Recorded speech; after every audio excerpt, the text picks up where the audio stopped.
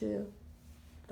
So the question is, what if a school can't honor the IEP and recommend another school? Yes. Well, the school under federal and state laws must honor an IEP.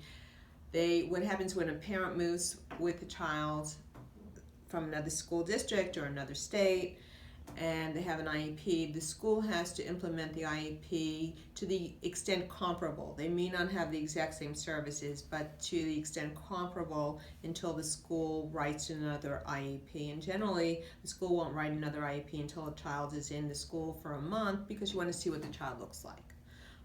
Sometimes it's a honeymoon period, so the child will be on the best behavior, or sometimes the transition is difficult, so you'll see a lot more behavior problems than you usually see. And so it depends. The question is, what if a school can't implement the IEP? Well, how do you know? That means that if the parent's saying, if someone is saying to the parent, we can't implement this IEP, well, yeah, you have to. However, if that's being said by your charter school, even though they're obligated to implement it, realistically, and the school can't say it to the parent, I might say it to the parent, clearly they don't want a child with an IEP. And we've seen charter schools have exclusionary practices against children of color, children who are English language learners, and students with disabilities, more so than I've seen it with district schools. So it depends, what the child wants to do. So even though they are entitled, the parent is entitled to send their child there and the school must implement it. That's a separate question, not so much a legal question, what really do you want to do?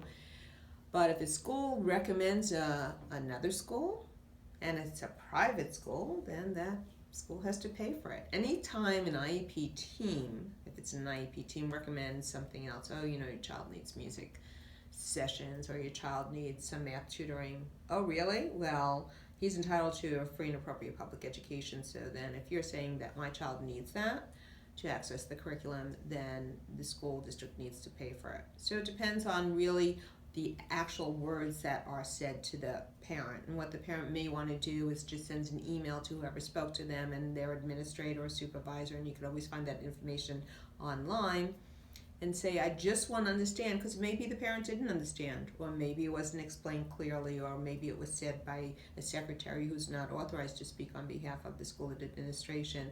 As I understand, I was told that you cannot implement my IEP, my child's IEP, and you told me to go to another school. Did I understand that correctly? Okay, and what if, and I'm just going to pick a district. What if I'm in Scottsdale, I'm at one school, and they say to me, you need to move to another school in the district. We would prefer you to be there. Well, see, preference is different. It's not, they're not giving you the reason.